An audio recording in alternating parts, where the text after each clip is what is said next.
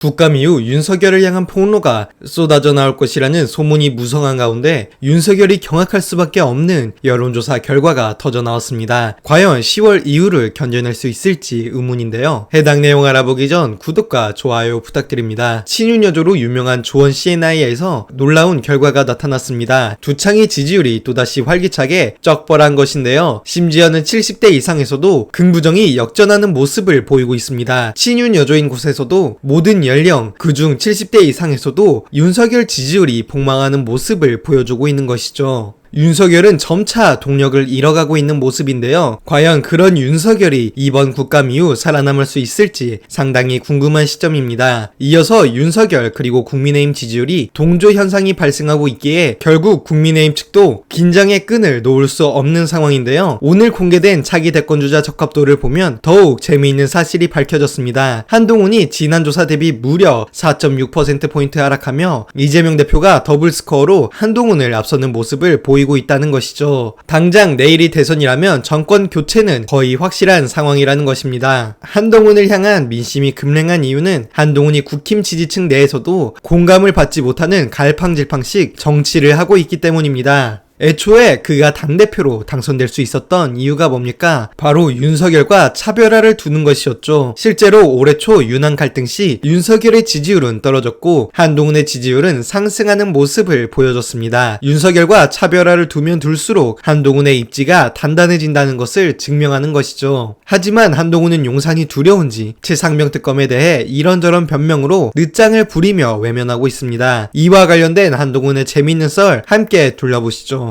지금 어떤 설이 돌고 있냐면 3자 특검법은 한동훈 대표가 얘기한 거예요. 그러니까 한동훈 대표가 얘기한 거 다 받아주었어요. 그죠? 내용적으로 다 받아줬고 다만 야당의 비토권이 생겼습니다. 그러니까 대법원장이 4명을 추천을 하면 그 4명 가운데 국민의힘을 제외한 야당들이 둘을 추려서 대통령에게 추천하면 대통령이 하나, 비교섭단체 그렇죠. 예. 그러니까 그 교섭단체는 민주당이고 그밖에 비교섭단체들끼리 하나 해서 두 사람을 추천을 해서 대통령에게 보내면 대통령이 둘 중 하나를 임명하는. 그러니까 대법원장이 넷, 국회에서 둘, 대통령이 하나 이렇게 추려가는 과정인 거죠. 그랬을 때 거부권 행사하겠죠. 세 번째 거부권을 또 행사하겠죠. 거부권을 행사해서 다시 돌아왔을 때 한동훈 대표가 10명의 반란군을 조직해서 통과시킬 것이다. 그러면 대선으로 가는 길목이 보일 것이다. 이런 설이 하나 있고 설입니다 이거는. 두 번째는 못한다 이거. 한동훈 못 넘는다. 그리고 실제 10명이 안 된다더라. 그러니까 규합할 원래 10캠프에 17명 있었는데 10명도 안 된다더라. 그래서 결국은 한 대표가 이 산을 넘지 못하고 10월 16일 재보선 있지 않습니까? 네.